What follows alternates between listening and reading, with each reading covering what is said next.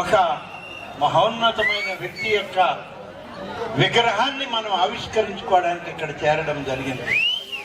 ఈనాడు రాష్ట్రమంతా ప్రతి గ్రామంలో ప్రతి ఇంటిలో సుపరిపాలనలో తొలి అడుగు అనే ఒక కార్యక్రమం ప్రతి ఇంటి తలుపు తట్టి ఇవాళ కూటమి నాయకత్వం అంతా ఏకమై రాష్ట్రమంతా కూడా తిరుగుతూ పనిచేస్తూ వస్తున్నాం.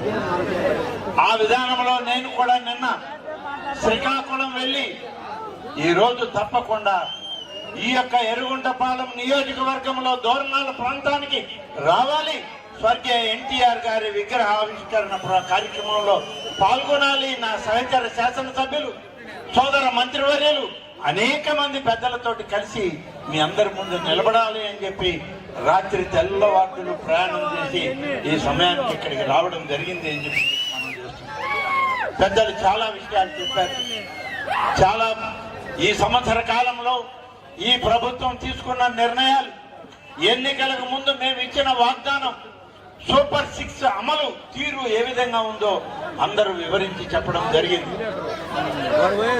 మళ్ళీ చరివిత చరణం చేయడం నాకు ఇష్టం లేదు. కానీ 2-3 విషయాలు మాత్రం ప్రస్తావన చేయాల్సిన బాధ్యత ఈ జిల్లా ఇన్ఛార్జి మంత్రిగా నాకుంది. చాలా మంది పెద్దలందరూ మాట్లాడేటప్పుడు ఎరిక్సన్ బాబు మొన్న ఎన్నికల్లో ఓటమి పాలయ్యాడు అన్నారు. అయ్యాడా? అవునా? అరే ఏం చెప్తారయ్యా మీరు? అతనెక్కడ ఓడాడయ్యా? గెలిచి ఓడాడు ఆయన, గెలిచి ఓడాడు ఎరిక్సన్ బాబు.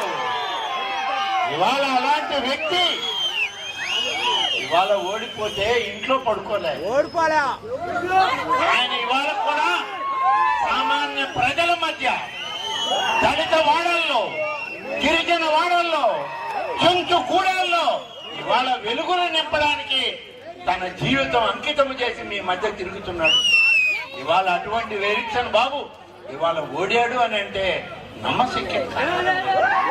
ఈ ఎరిక్సన్ బాబే గతంలో నా నియోజకవర్గంలో ఇన్ఛార్జిగా పనిచేశాడు.